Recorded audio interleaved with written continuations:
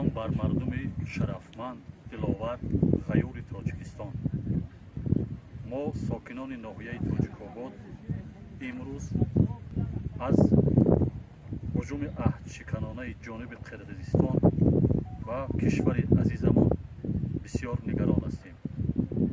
امروز هر یک خاندان تاجیک، هر یک شیرمرد خاندان تاجیک برای حفظ و حمایت وطن عزیزش آماده است و آماده است که برای از دست ندادن وطنش جان خود را نثار کند.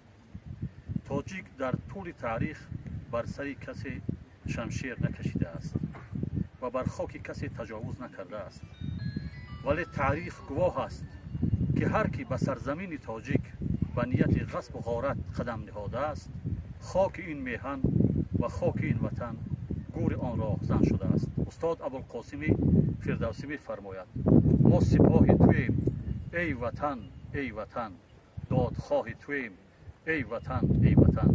دشمنت ای وطن بی وطن می شود، پیرهن در تن او کفن می شود.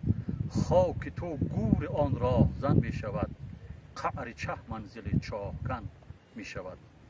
از واسطه های اخبار عموم و رسانه ها ما اطلاع یافتیم که جانب قرقیزستان با وجود عهد بستن و دست دادن عهدشکنانه به خاک کشور ما هجوم کرد و در این هجوم غافلگیرانه نتوانست سرزمین ما را اون گونه که میخواست در تصرف خود درآورد.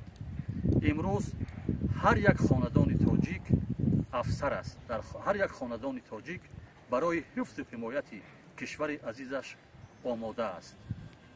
جانب تاجیکستان چنانکه از اظهارات سرریاست قشون‌های سرحدی کمیته دولتی امنیت ملی برمی آید، همیشه جانب همسایه را، جانب قرقیزستان را به صلح و سازش و همدیگر فهمی دعوت کرده است، ولی متاسفانه از جانب مقابل این دعوت پذیرفته نمی شود و یا اگر پذیرفته شود در طول چند وقتی که ما به این نزاع‌ها شاهد هستیم عهدشکنی می شود و تاریخ گواه است که هر کی حق است عاقبت به پیروزی می رسد و هر کی ناحق است عاقبتش شکست است.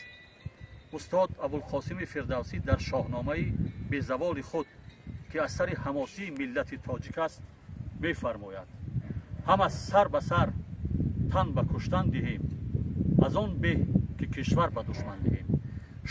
شعار هر یک تاجیکستانی